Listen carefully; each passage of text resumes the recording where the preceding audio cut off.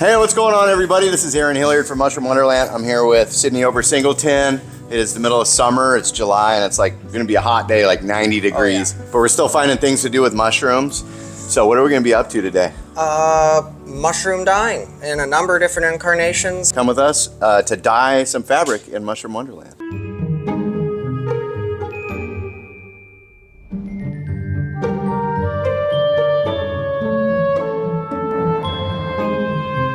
Welcome to Mushroom Wonderland.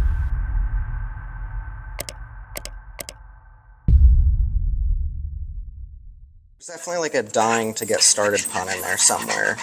I know. Well, that's funny. One of my talks, that's my segue. I go, well, so these are death caps. These are Galerina. This is Conosabe, and they will kill you. And speaking of dying, let's talk about dyers mushrooms. What are you doing there? What is that? So this is a batch of what I call phaeolus henna. It is really like the only application I've run into of using mushroom dyeing or fungal pigments for skin. It looks kind of like a gross brown paste. Primary. Looks like delicious chocolate sauce to me. Kind of smells a little chocolatey too. It's an interesting smell. Huh. But it goes on kind of like standard henna.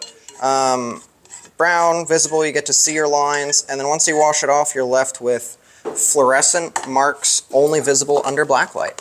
So you got some cool looking stuff going on right here. So these are all made from mushroom pigments? Yep, all mushroom or lichen derived dyes. Wow. Sort of some different techniques shown here. Do you sell these? Yeah. No, okay. No, I mostly just hoard yarn until I have the onus to make a hat for someone. That is beautiful. 'Cause I just stockpile all these different colors, and then actually crocheting came second after I had all the dyed yarn, because I was just building up a library of colors and I needed something to do with it. Yeah. Oh, so you made these yourself? Mm-hmm. That's amazing. Yeah. So you just take the wool. Yep. It all starts like the this. Andes, and you could just buy this at your local. Yeah. Mm-hmm. Like craft store. Yarn store. I mostly use because I get so much yarn. I mostly use knit picks because they have pretty cheap prices for somewhat decent wool. Online, something online. Okay. Mm-hmm. Yeah, that's a good one. But yeah, all starts here, and then so that one is actually psilocybe. That one is lobster mushroom, one of the ones we're going to be working with today. That is dyer's polypore, glows real bright under black light. And then this is also dyer's polypore, but with an iron mordant. And then, so this is just 3 mushrooms, ultimately, I guess, for all these different colors. The blue is psilocybe. Huh? Yeah. Mm-hmm. So he kind of came up with a method of getting this blue dye using turkey tail. I don't know. It's like a crazy secret recipe. There's a few different methods, but the biological one, you basically use enzymes from another species to create the bluing reaction where you want it to happen. I remember hearing your talk. That blew my mind. It's a fun one. That is genius. So what are these? This is some other protein fabric? Yes, so these are silk. It's that's heavy silk. Raw silk noil. Oh, I like it because I can beat it up and be pretty mean to it, and this stuff doesn't melt or crinkle or fall apart like fancy silk will. Okay. So I use it for tapestries and stuff. Yeah, when I think of silk, I think of the stuff that snags on my dry feet. Right. This is more. It feels like canvas or cotton or something. And so I don't know how well the lighting is, but so that design on there, this is actually done with the sunburst lichen Xanthoria. It's one where you digest it in ammonia and you end up with this really bright pink dye. Whoa. You can dye things pink, but then if you expose them to sunlight, it turns blue. So I dyed these all pink at first, and then I actually put a photoresist over it. So I had a piece of glass that I Sharpied a design onto, laid it over, and then put it out in the sun. So you're left with pink where the sun is blocked, and then blue where the sun is let in. So that's just another little motif. But these are just experiments that you're just doing at home. Yeah, I'm just playing around. I've never really seen anybody. You're the mad scientist of fungal pigments. That's what I keep saying. I'm dubbing you that. Oh man. Well, I've been able to do this on paper too, and actually, I built a box that's a camera. So I've been actually able to get really bad photos using this as film, essentially, on both silk and paper. Wow. And then this one is iron mordanted silk. So I just did the whole thing in iron. That's what this sort of back color comes from. And then I actually put the Phaeolus henna on this, and it reacts with iron to turn green. So you get these deep green marks anywhere you put the Phaeolus. And this one is like only half finished because it's so labor intensive, but that's actually the same method I used for this hat as well, the design on there. Oh, okay. Does this glow in the UV light? Sort of. Iron actually quenches the fluorescence. Oh. So like if you have a henna design on your arm, for example, and you rub some iron on it, it'll stop fluorescing and you'll get a green line, a visible green line instead. Awesome.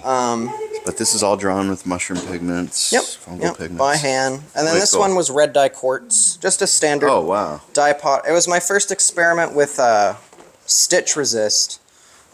Where I actually sewed through it, tightened it, and so it's sort of like tie-dye. Yeah.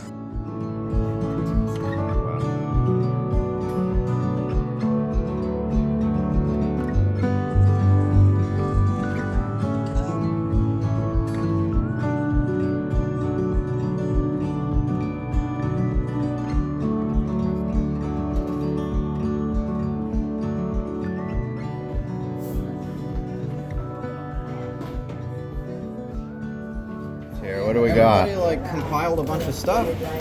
So this is probably the mushroom I'd recommend everybody start with for mushroom dyeing. It's common, it's vibrant, really hard to mess up. Dyers polypore, or Phaeolus schweinitzii, also known as butt rot, because it eats the butts of trees. And this is all dried? How long can you store it dried? Forever, indefinitely, whatever. I mean, I have stuff that's like, I've gotten from friends that's like 6 years old and still. These are red dye quartz. Oh wow, you got a lot of them. Ordinary Smithii. Okay. Yeah, or some of these are probably ominosis too, because there's variable UV on the stem. They're so brilliantly red when you find them. Well, and I love it too. Like now that they're all dried, they just kind of look brown. But when you crunch this cap up, like the second it hits the water, it just oozes red. Cool. Does it make a red dye? Yeah. Okay, cool. A vibrant red. It's kind of, I asked that because some mushrooms seem to make a different dye. It's kind of counterintuitive. Like, they're Hydnellenpecii, I would think it'd be bright red, but it's blue. Right? Yeah, and this is Pecii. Oh, look at that. A bunch of these. I'll put the picture of that mushroom up on the screen right now, but that is a super bizarre mushroom. Powdered Phaeolus I use for the henna. Okay. And then we got a bunch of lobsters, actually. So these are the ones I brought, and then like... I got more, too. Do we need more, or is that going to... I think we have a lot. Yeah, That's these are good dye quality, too. Lobster mushrooms. Do you like eating lobster mushrooms? Yes, but not as much as I like dyeing with them. Oh, okay. They give such vibrant color in dye that... Yeah. But I mean, it's only the peels that give dye for lobsters, so you can always peel them and then eat them. Then you just have Russell Brevipees, though, right? Kind of. I don't know. I don't know if it makes the inner meat taste different, the hypomyces. Does the outer meat taste different? I've heard of a blind test where people preferred the Brevipees. Have you heard that?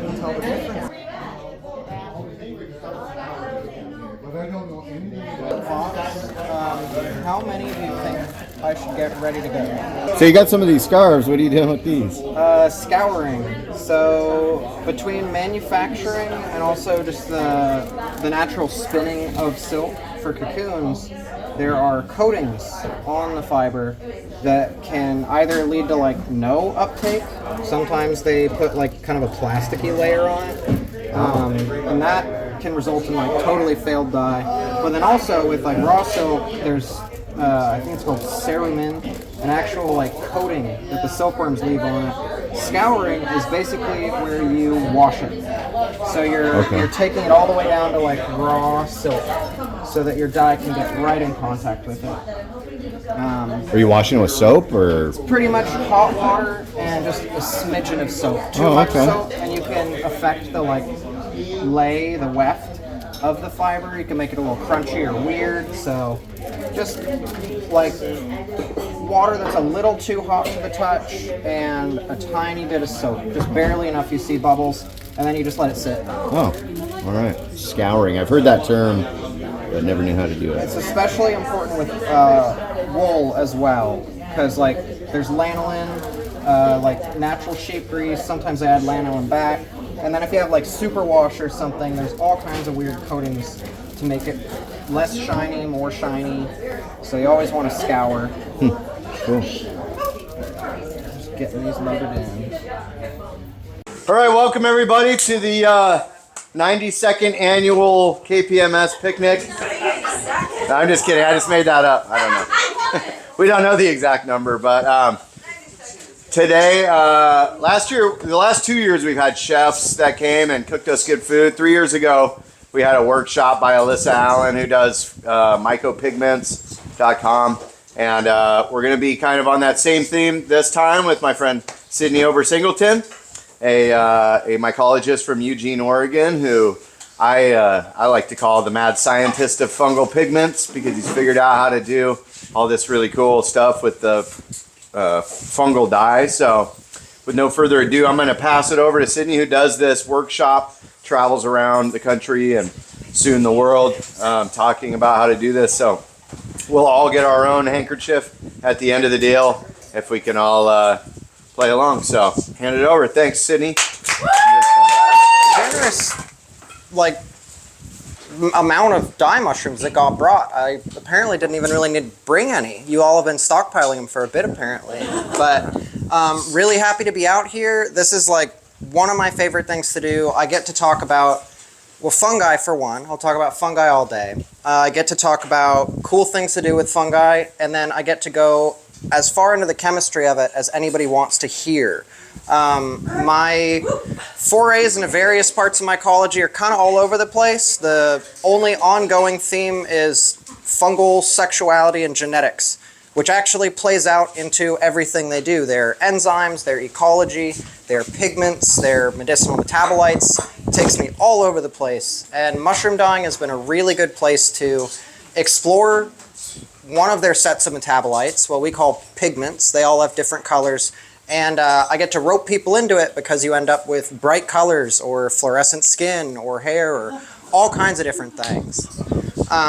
And so I guess pretty much what we'll be doing today is mushroom dyeing.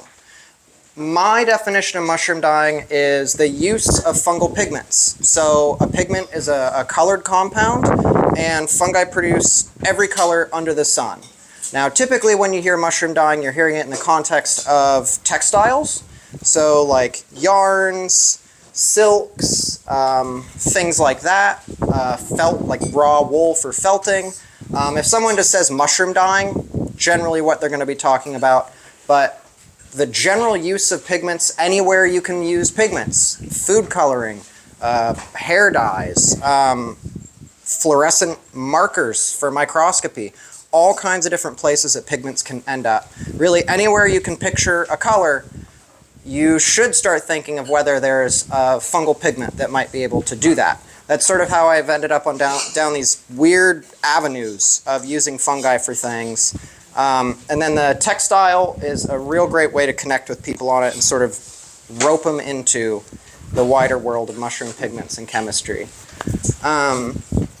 So we'll be doing the silk scarf dyeing today, and then I also brought out phaeolus henna. This is a novel application of a dye mushroom that I think I accidentally discovered it about 3 or 4 years ago now, and it takes advantage of the bright fluorescent property of the dyer's polypore under blacklight to give you designs only visible under UV. For skin, hair, and nails. So pretty much we'll try to get sort of an assembly line going of scarves, henna when you have downtime, questions, milling around, looking at stuff. All the colors on this table are from either mushrooms or lichens. And the 3 mushrooms we'll be using today are lobster mushrooms, Hypomyces lactifluorum, a good edible and an even better dyer, dyer's polypore, Phaeolus schweinetzii, and red dye quartz, which I have over there. That's Cortinaria smithii and ominosus in the dermosoby, or like the bright gill section or subgenus of Cortinarias. So I guess to go over the basic concept, collection, finding your dye mushrooms. Usually you'll just stumble upon them. Phaeolus is everywhere. Once you find out which species are useful for dyeing, you suddenly double or triple the amount of mushrooms you're happy to find in the woods. Even if you're not dyeing with them, I recommend collecting and saving them for your friends, especially if you find red dye quartz or purple tooth or blue tooth, Fusco indicum. You collect them, so you can store them dried pretty much perpetually. There's very few of these that you'd ever have to use fresh. Extraction, which is where you actually pull those compounds out. And so in this case, it's more or less mushroom tea. We're just boiling it out. And then application, where you actually apply it to your textiles, which will be silk in this case. So pretty much to get started, your fiber choice is always going to be, most always going to be a protein-based fiber. So these are all wool. That's all silk. You want protein-based fiber to actually soak up mushroom dyes. There's a few, like this echinodontium here, that do actually do well on cellulose-based fibers. So like cotton, hemp, those plant-derived fibers. But generally, animal fibers are where it's going to be. And so we may as well get the extraction part started. While this is, after I get these in and heat it up, I'll probably have everybody who wants to dye a scarf grab a scarf out of there. Let me toss this in. So mushrooms are going to be judged, like how much mushroom you're adding is going to be judged on weight of fiber, which is essentially a ratio of weight dried mushroom to weight fiber. So in this case, we have like about 300 grams-ish of silk. And so I'm doing about 150 grams of hypomyces in here. I always like to go heavy on that one. We'll go with probably close to 200 grams of phaeolus. And then the red dye quartz are actually crazy potent. So I'm probably only going to put like 80 or 90 in here. And we should have 3 very strong dye baths for stunning, saturated, quick results. So what colors on each should we be expecting? Yeah, so lobster mushroom is a really cool one. It is a very pH sensitive dye. So that's the scale of how acid or alkaline something is. So at low pH, it gives you yellow. So that's in the pH range of like 3 or 4, think like lemon juice. As you move more and more up towards about 7, neutral, no additives, no acid or base, nothing, you get the natural lobster mushroom color, like this kind of orangey yellow. As you go a little bit above that, you end up into the red-orange, red range, and then as you keep going further, you actually go from like a red to a raspberry all the way to like a grape purple if you use a strong enough base. So from one mushroom, you have yellow, orange, red, raspberry, and purple, and because it's a shift that happens gradually, every color in between any of those two. One of my absolute favorites, and also a really good demonstration of how pH can make a huge impact on the color. Dyer's Polypore gives you, depending on which mordant you use, I'll go over those in a second, anywhere from like a kind of cream color that's brightly fluorescent under UV to daisy yellow to like that real saturated kind of 70s mustard yellow.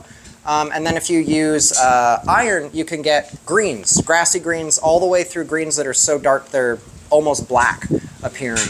And all the yellows you get from these are intensely fluorescent under black light too. And that's the same property being taken advantage of here.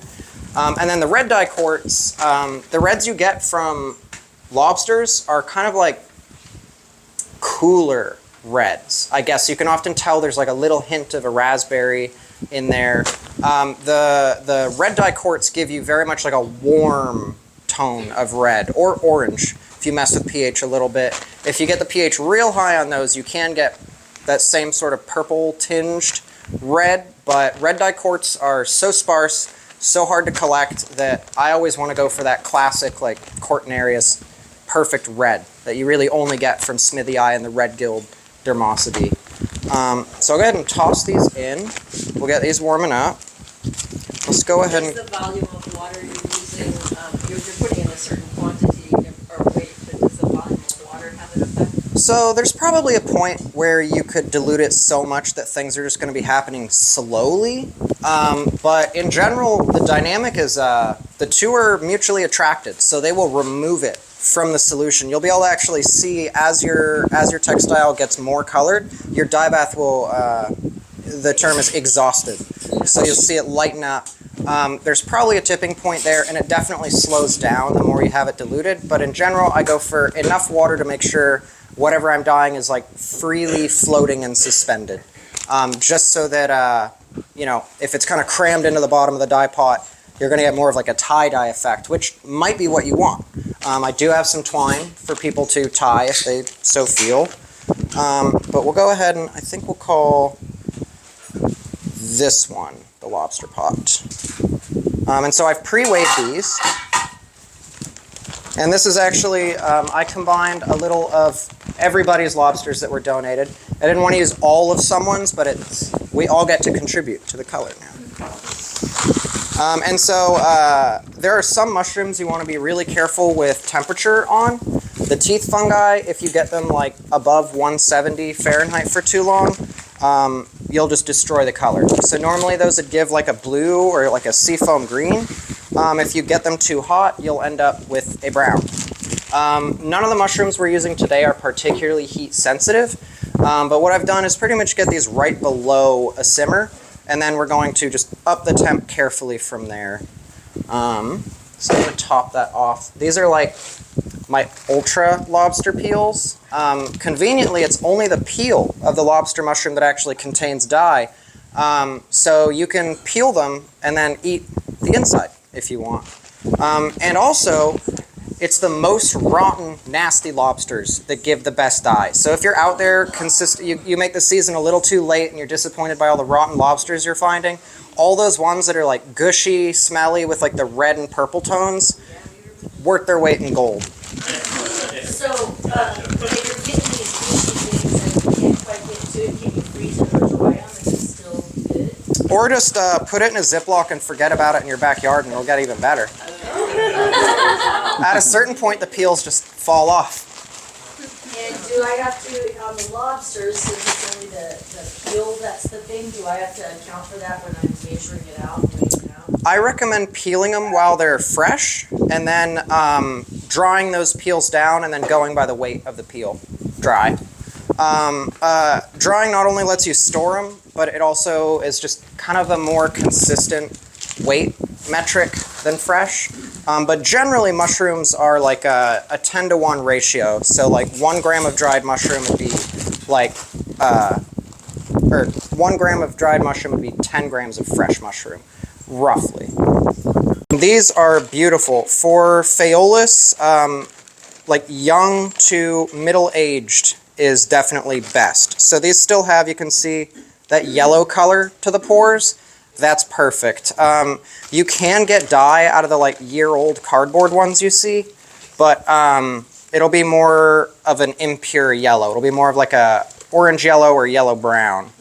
So I always try to get them young and middle, where the pores still have that nice tone to them. So we'll get those in, toss in those red dye quartz, and then I have these scarves here, which have been through a process called scouring, where you basically clean off any residues left from manufacturing, and also silkworms leave a natural sort of glue on their silk, and you want to get that off just so the water has direct access to the actual proteins in there. What kind of fibers are animal fibers? So there's silk and wool. Is there any other? What about alpaca or anything that comes from an animal? So any furs, including feathers. What about feathers? Yeah. Yeah. I've known people to dye feathers with lobsters. I've dipped feathers just to get fluorescent feathers. Because why not? Really, like anything that's coming from an animal, including bugs. I've even been able to use like native silkworm species, like finding their old cocoons in the wild and undoing it. It's low quality silk, and it's an immense amount of work for like that much, but proof of concept. And I don't know if some folks wanted to get close to see it. When you add the red dye quartz, they're kind of like brownish and boring looking, but pretty much as soon as you drop them in the water, they just start leaching red. It's cool to see.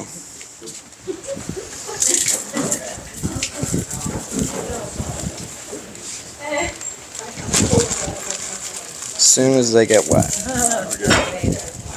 Here's a picture of one, if anybody wants to see what it looks like. Where do you find them? And this is from Oregon. No, but what would you, what kind of species would you find them on? Red back corn. No, but like what you Other evergreen. Yeah, and so because we're doing silk today too, I'm not really going to bother with like, often if I was doing yarn, I would strain all these little mushroom pieces out because they get woven into the yarn and are very annoying to remove, but for silks it's not so much of a problem. Mordanting is generally done by weighing out your mordant relative weight of fiber again. So alum's typically done at about 15% weight of fiber, but anywhere from 5 to 20. If you use too much alum or you get it too hot while you're mordanting, on like fine silks, sometimes you'll get a grittiness that comes through. So that's something to keep in mind. But this is probably the most common mordant. You'll weigh that out, dissolve it, and then in just sort of a warm bath, slowly bring it all up to a simmer, and then it'll absorb that metal from the water and be mordanted. The other real common one is iron. So any of the soluble iron salts will work. This says iron chloride, but it's actually iron sulfate. You can buy this easily at like hardware stores as a fertilizer, order it online. It gets used for 1,000,001 different things. Just these two get you pretty good coverage of everything that's out there. And the biggest one that these are going to have an impact for is the dyer's polypore, the phaeolus. Alum will give you like a bright yellow gold, depending on how long you leave it in the dye pot. Iron will give you a green. So this green right here, and then these are lighter yellows, but that green right there is the same mushroom, same dye pot as that pale stuff, just with and without iron. This is also more iron mordanted phaeolus. And so once you've gathered your silk, which I think there's 30 of these prepped and scoured, I have a little Sharpie to put your initials on the tag. You have to make a decision as to whether you want yellow or green, orangey red, or the rainbow that Hypomyces has. And with this one, the pH reactivity can still be messed with even after the dyeing. So you can dye it in here, you can get it red, and then I'm actually going to mix up little solutions of acid and base afterwards. You can dip it to get ombre effects, you can use a pipette to drop it on. Play around with it as much as you want. pH will also affect these other two, but not quite to the same degree as the Hypomyces. And you can also double dip. The main thing is if you want a really nice color from the Hypomyces, I don't recommend using alum, which we'll have in that pot there. If you want good color from these, I recommend alum. And then iron will actually do as a post dip, just for better control over the greens you get. So can you mix the two different kinds of mushrooms to create a unique color, or? Like doing an extraction in the same dye bath, you could, but generally, like the best way to do that is to have two separate dye baths, and then actually like dye it in one and then move it over to the other. That way, if you want a real specific blending of, say, like red from one and blue from another, you can like stop it exactly where you want. Whereas like the ideal dye conditions for a species might be so specific that like you're getting the worst of both if you were to just throw them all together. Could be done, though. But yeah, scarves and a Sharpie right here. I'm going to get these boiling. Oh yeah, I turned it low I guess enough we're that the gonna wind find put it the out, so I'm just tag. gonna get it going back again. And like put your initials on it. A blue. So we do not have a blue really out want to try today. to The get that closest dry. you'll get is Okay, I'm purple. making it work a little. Yeah, if we really hit it, we'll hit some wheels. But it does. Kind of looking a little witchy around here. It doesn't help I'm stirring up the stick. Yeah. And for everybody who wants to do the gold, yellow, daisy, or green from the dyer's polypore, or the nice like warm red from the Cortinarius, you're going to go in the alum pot. That blue pot over there. Just leave it in here? Yep, just toss it in. Okay. Once they're all in, I'll bring it up to a simmer. If you want a nice solid color, don't tie. If you want like variable patterns and pale spots, then tying. It just makes your design a little more variable, you know, whereas if you leave it loose, it'll just be one nice solid color. Is that Right good? around 7. What we're going to do is increase it to around 9, or basically once I like the color of the foam. Does that make it more vibrant on the fabric? Yeah, but it also, the pigment is much more soluble at high pH than low. So just right now we're in the extraction stage. Adding this will basically bring it all out at once and get it ready for us to actually add the scarves. Wow. So if you pay attention to the foam, and hopefully this doesn't just like blow back in my face. So what are we putting, what is this? This is washing soda. Right away. So you're adding alum? Washing soda. So this is a very basic material. So you see how the foam is going pink at the top? Yeah. And then, oh no, washing soda is pretty strong. And now we have this like pink, purple foam. And we're washing soda. It's mushroom soup right now. So this is the lobster. So this is 1 CO2 away. It's basically sodium carbonate. So it's heated baking soda. You can like bake baking soda in the oven to get Is washing that like baking soda. soda? It is washing soda. So there's like, You can't eat it, in other words. no. I mean, What's the difference? well, so the names in the dye world often get conflated. So you'll hear people say baking soda, washing soda, and soda ash. The last two get mixed up, which I find very bad because soda ash is like highly, highly caustic, dangerous, also known as lye. So baking soda is sodium bicarbonate, washing soda is sodium carbonate, and then soda ash is sodium hydroxide or lye. Much different, much meaner base. Yeah. And you can buy this in like the laundry aisle, or you can also make it. I mostly make mine by heating baking soda at like 400 degrees for about 15 minutes in the oven. When I actually see the dye bath is gaining color, I know that it's good to go. For ones that don't deal with high temperatures, like the tooth fungi, low and slow, like at least an hour, 2 hours. I often aim for like at least 20 to 40 minutes for extractions, but for these workshops I add extra dye mushrooms, do it hot and fast. And so for this one, it's actually looking relatively good to go to me. Just gonna make sure it's not too high. So if we don't tie up our scarf or do something like that, it's just gonna be a pink scarf or whatever. Yep, yeah, tying is how you would get variable designs. Or afterwards, if you have solid color, you'll be able to change it by dipping it in acid or base afterwards. Okay. So we could dip it and then tie it and then change. Yeah. How long did it take to start showing the color change? You start picking up color right away? Oh wow, instant. Take long at all. Yep, so everybody's good to just toss them in. And so I turn the heat down because you don't want to shock delicate fibers too badly. You also want to be careful with pH and not going like too high. So I turned off the heat so these can kind of get acclimated. And then we're still in the extraction phase. So you'll actually see the peels lose color once they're fully extracted. In this case, we're kind of doing it all simultaneously for the sake of time. The color of the gills is the color of the dye. Wow. Yep.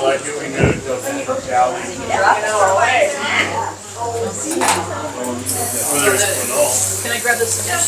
Yeah, you can use it.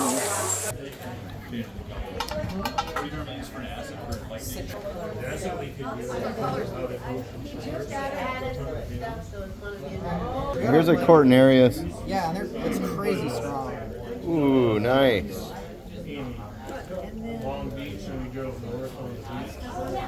Cool. Wow, some of those are getting very purple. Yeah, it'll even out as it dissolves. When it's hot, it's all real reactive. But that is an example of the purple you can get with it. Wow. And so this one's dyer polypore, and it's more yellows and brown, huh? Yeah, so it's going to be yellows. The longer we keep it in here, the yellower it'll get too. So like, Oh, wow. these are some of the yellows we're dealing with in there. That's very bright for just, what, 5 minutes or so? Phalos is just crazy strong. It's hard to mess that one up. Wow. We have pictures of all. There we go. That top up is definitely helping. Here, make sure it's even. I want to like, you want to lifting your scarf out? No, you want me to lift it out? Oh, just so you don't get like super green spots. Yeah, you want it even. Yep. Going for your green. Going for green.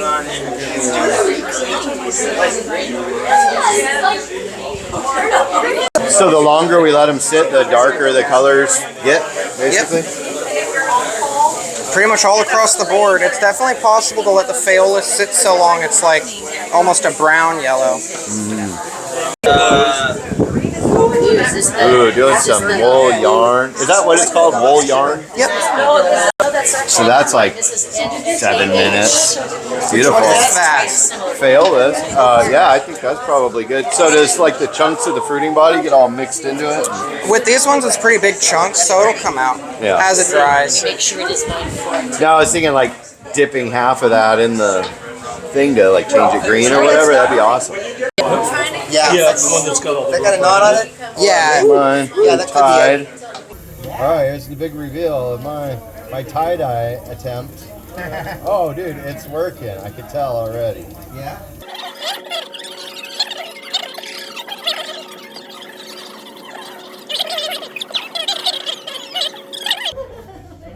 Yeah. There you go. It's nice. Oh, dude. Spectacular. What? Nice little. See, you've done it before. I get the feeling that you tie-dyed before. I did once. That's amazing now. It's a nice color. Yeah. Almost pink in some areas. Yeah, so cool.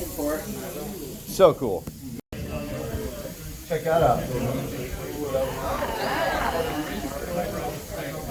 Tie-dye. That turned out good. That turned out really awesome.